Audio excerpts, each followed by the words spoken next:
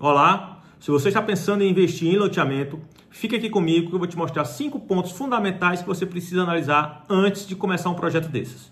Eu sou Eduardo Barreto, atuo na gestão e consultoria de loteamento desde 2011 e hoje vou te ajudar a evitar erros que podem custar caro.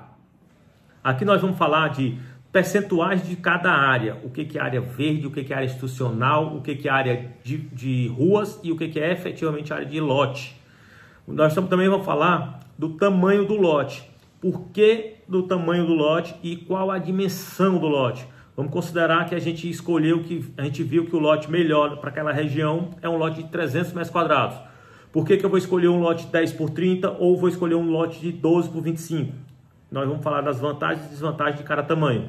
Também vamos falar de tipo de correção, a pré e pós-fixada. Qual é a vantagem da pré-fixada, qual é a vantagem da pós-fixada e as desvantagens delas.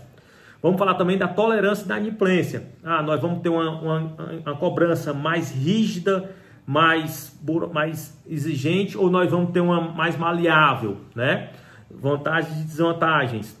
E também vamos fazer a entrega antecipada ou só após a quitação. Vantagem e desvantagem, tá? Então fica comigo. Sobre o percentual de cada área, existe uma lei, que é a lei do loteamento, do parcelamento de solo, a lei 6766, de 19 de dezembro de 1979, que rege a distribuição das áreas dentro de um loteamento, tá? O loteamento urbano, ele tem a lei, essa lei ela vai dizer que a gente tem que destinar da área total do loteamento 20% para ruas, 10% para área verde, para preservação ambiental, 5% para área institucional, quer dizer, a prefeitura vai ter 5% daquela área para definir o que ela vai fazer, se vai fazer escola, creche, alguma coisa, hospital, alguma coisa, e 65% é área de lotes, tá? Bom, então esse 65%, ele é muito importante que ele fique, o projeto fique o mais próximo desse 65%. Alguns municípios fizeram leis complementares que modificam um pouco aquele percentual de 35%.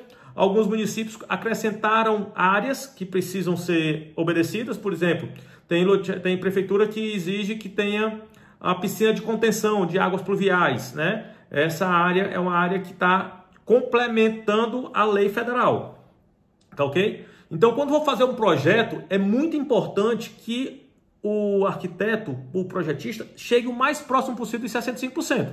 Porque, por exemplo, se faltar 65%, vai sobrar em algum lugar. Por exemplo, se sobrar em ruas, além de você perder faturamento, você vai ampliar o custo de obra, né? Porque vai ter mais rua, vai ter mais fiação, vai ter mais rede elétrica, mais rede hidráulica, rede sanitária para alguns casos que são exigidos, tá? Então é muito importante que você chegue o mais próximo de 65%. Bom, o segundo item, nós vamos falar de 2 etapas, tá? A primeira etapa, tamanho do lote. A segunda etapa, dimensão do lote. O que nós vamos fazer de testada de lote? Bom, no tamanho do lote, a gente precisa entender o que a legislação municipal fala, né? Que a legislação municipal é que vai ter essa exigência, se tiver. Porque se não tiver, a legislação federal não tem muito essa exigência de testada mínima. Quem vai ter essa aí é o município, quando tem. Então, o tamanho do lote também quem vai determinar é lei municipal. A lei federal não tem muita coisa, não tem muita falando disso. Então, o tamanho do lote a gente determina pela região, né? A região, o que a região está comprando, o que a região está fazendo. Mas aí a gente tem algumas observações para passar. Primeira observação é cuidado ao aumentar o tamanho do lote achando que está procurando um nicho diferente da concorrência. Quando você aumenta o tamanho do lote, normalmente você não consegue levar proporcionalmente o preço do metro quadrado. Não consegue subir um lote de 200 metros quadrados é 20 mil, lote de 300 metros quadrados é 30 mil. Nem sempre consegue fazer isso. É mais fácil você conseguir sair de um lote de 300 metros quadrados por 30 mil para um lote de 200 metros quadrados por 24 mil reais. Estou falando preços hipotéticos. Então, é mais fácil acontecer isso. Eu até brinco com a história da picanha, né? Antigamente você comprava 1 quilo de picanha. Quando você chegar no restaurante hoje, o pessoal está vendendo um espetinho de picanha às vezes a R$29 o espetinho de 100 gramas de picanha. Você compraria 1 quilo de picanha a R$290, você compra o espetinho de 100 gramas por R$29.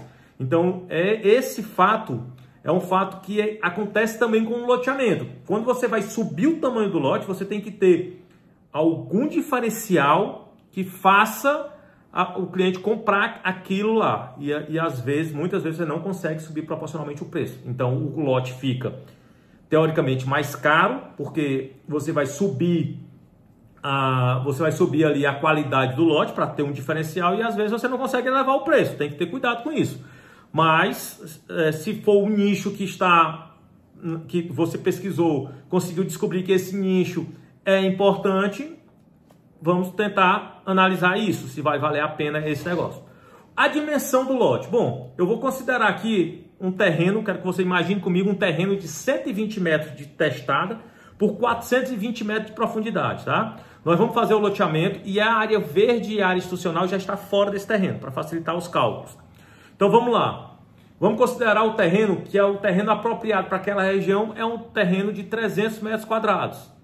Então vamos considerar duas opções, 10 por 30 e 12 por 25, tá? Todos os dois vão dar 300 metros quadrados. O lote 10 por 30 vão dar 12 lotes de frente, cada quadra, 12 lotes de frente para a rua de cima e 12 lotes para frente para a rua de baixo, deu para entender? Então, nós estamos considerando a quadra com 10 por 30 e 10 por 30. Um lote de frente para a rua de cima e um lote de frente para a rua de baixo. Com a rua, 70 metros. Então, nós vamos pegar 70 metros e fazer isso. Lembrar essa informação. O de 12 por 25 vão ter 10 lotes de frente, 10 lotes, né, para frente da rua de baixo. Só são 10 lotes porque são 12 de frente. E a rua vai ter 25 metros, rua, 25 metros e 25 metros de lote. Então são 60 metros. 70 no 10 por 30 e 60 no 12 por 20. Então se você pegar 420 metros, vão ter 6 repetições dessa área, de 10 mais 30, 30, né? E vão ter 7 repetições de 10 mais 25, 25. Então, quer dizer, aqui vão ter 6 ruas de 10 por 30. Vão ter só 6 ruas. E o outro vão ter 7 ruas. Então, quer dizer, opa, já foi um sinal aí. Já deu para entender que o lote é mais caro se a gente faz com a testada maior. Né?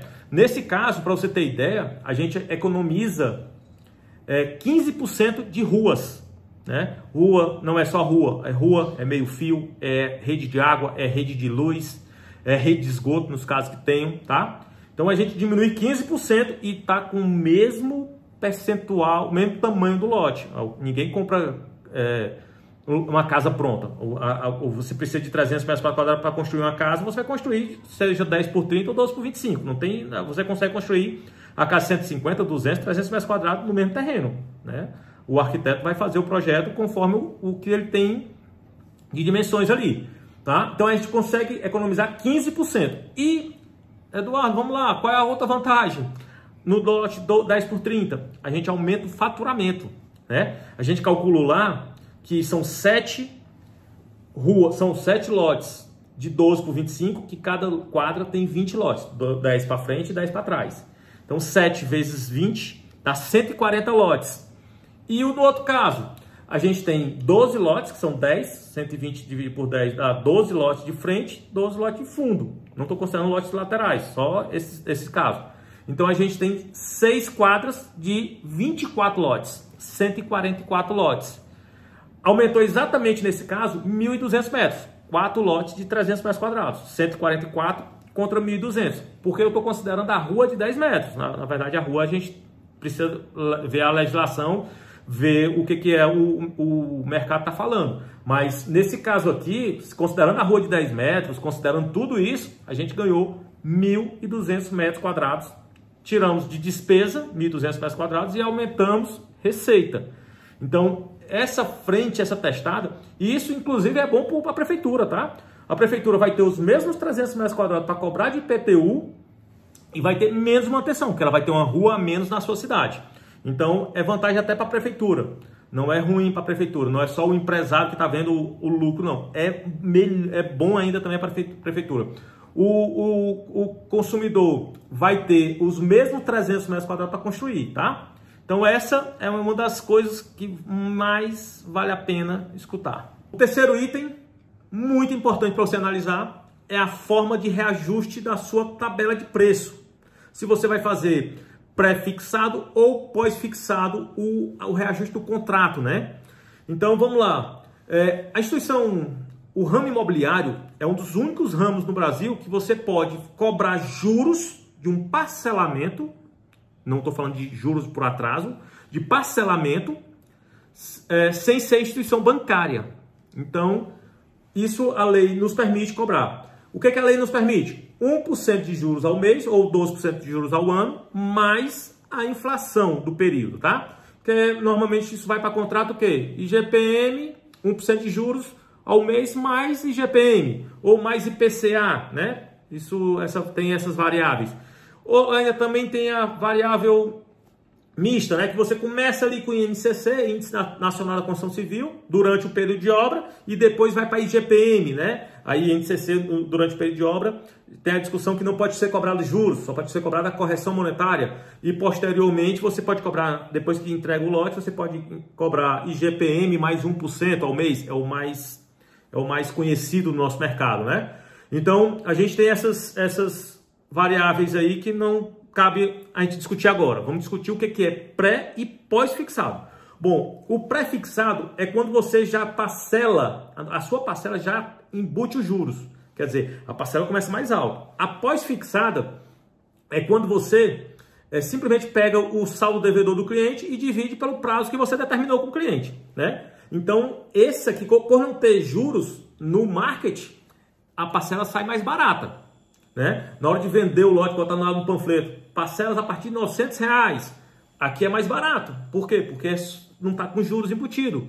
Os juros você vai embutir durante o contrato, né? Então você vai pegar, vamos dizer que eu tenho um exemplo aqui, só para você ter noção. Vou considerar um lote de R$100 mil que eu pegar a tabela de preço de um colega loteador.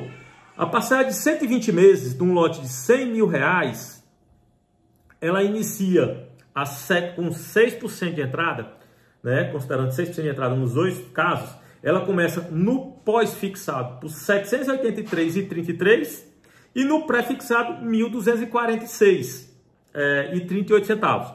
Então, a gente começa, o pré-fixado começa alto, mas a correção é menor durante o contrato. Então, tem menos ruído durante o contrato. O contrato flui mais fácil, porque a correção anual é em cima só da inflação. Então, a prestação de R$ 1.246, ela vai sofrer a inflação do próximo ano, digamos que 6%. Enquanto o pré-fixado, que começa em R$ 783,33, ela vai ter, na virada do ano, ela vai ter INCC, ou vai ter IGPM, 6% ali, como exemplo da anterior, mais 12%. Então, vai ter uma correção de 18%. Então, tem um ruído maior. Comercialmente, para falar, inicialmente, panfletozinho lá, o pós-fixado é mais fácil. O contrato flui melhor no pré-fixado, porque a pessoa tem uma correção menor. Sobre ganho, sobre receita, né? O pré-fixado, com contratos de prazo curto, ele tende a você receber mais, porque ele já está com juros embutidos. O pós-fixado, ele vai crescendo devagarinho, vai crescendo mais rápido, mas ele não consegue acompanhar. Contratos mais longos, o pós-fixado você acaba recebendo mais, porque a correção é maior. Durante um contrato mais longo, ele acaba ultrapassando a receita do pré-fixado. Eu tenho uma tabela de preço, eu tenho uma tabela que prova essa teoria, que você pode me solicitar por WhatsApp, por e-mail, tá? Só contar que eu lhe mando isso sem custo, tá bom? Para você que já chegou até aqui. Então é isso. Essa informação ela é muito importante, porque ela vai interferir no marketing, vai interferir na carteira de cobrança e no jurídico. Porque às vezes vai aumentar a demanda jurídica, a demanda de cobrança, num caso ou do outro, tá? O quarto item tem a ver com o terceiro item, tá? Que é a carteira de cobrança. Se você vai ter uma tolerância mais ríspida, mais apertada, ou se você vai ser mais maleável na cobrança do contrato. Por exemplo, vamos para a parte rígida. Não, meu loteamento eu vendi 100%. Quando eu recebo o loteamento, eu tenho uma facilidade de vender de novo. Hoje os construtores estão procurando para me comprar à vista, vai construir casa, vai comprar à vista. Então é um contrato que eu não estou muito afim de ter relacionamento com o cliente inadimplente. Eu vou ter uma cobrança mais rígida, né? Bom, isso aí vai gerar um pouco mais vai dar uma demanda jurídica, mas eu quero isso. Eu quero uma cobrança mais ríspida. Eu quero contratos sendo cumprido integralmente e sem intolerância nenhuma. Ou a segunda função, não, eu quero a carteira ativa, eu quero a carteira com receitas, recebíveis mais ativos. Então o cliente que atrasou 90 dias aqui está com dificuldade, a gente está apertando ele aqui, ele não tem como pagar. Vamos pegar essas 3 parcelas, diluir no restante do prazo final. Isso me interessa porque eu quero a carteira ativa. O loteamento já está com a obra ali concluída ou não, né? Tá faltando pouca coisa ali. Eu quero a tranquilidade, quero baixar a demanda jurídica, né? Porque a outra causa uma demanda jurídica maior, porque é mais distrato, vai ter mais questionamento. E aí eu quero isso. Então, esses dois negócios, essas duas formas de trabalhar, a gente precisa botar na balança, né? É mais uma análise para você fazer. Antes do quinto item e último, e o mais polêmico também, vou falar um pouco da minha empresa. A gente tem uma empresa de consultoria que trabalha desde a concepção do loteamento, qual é o tamanho do lote, disponibilidade do lote, qual o lote, se é de alto padrão, médio padrão, passando por projetos, venda, coordenação de vendas, administração de carteira, administração de contratos, tá? E também administração de contratos com os terceirizados, né? Que loteamento, normalmente a obra é terceirizada. Então a gente acompanha todo esse processo para que você que tem um terreno com potencial de loteamento e não tenha conhecimento, a gente se complete, tá? Então, fica aí. Se você precisar de um orçamento, precisar conversar com a gente, manda mensagem que a gente vai lhe atender com o maior prazer possível, tá? O quinto item, ele fala de entrega ou não do terreno ao comprador antes da quitação do contrato. Bom, normalmente a gente informa que tem que pensar no qual é o pós e o contra, né? Então o contra caso você consiga entregar o imóvel para um cliente que não queira pagar, não é que não possa pagar, não queira pagar, porque o cara que recebe o terreno, pagando a parcela, consegue construir a sua casa e aquele cara não quer pagar, aí a gente entrou numa boca quente, porque se ele construiu a casa com dinheiro e quer pagar, aí é mais fácil, porque a gente faz renegociações uma atrás da outra, até achar uma solução que é bom para ele e bom para a gente. Qual é o ponto mais favorável desse caso? O loteamento ganha muito aumenta o valor do lote, aumenta a quantidade de vendas, acelera as vendas e a inadimplência cai. Por quê? Porque o cliente está vendo o crescimento daquela região dia após dia, porque está aparecendo uma casa aqui, uma casa ali, o loteamento está pegando corpo, né? Está crescendo.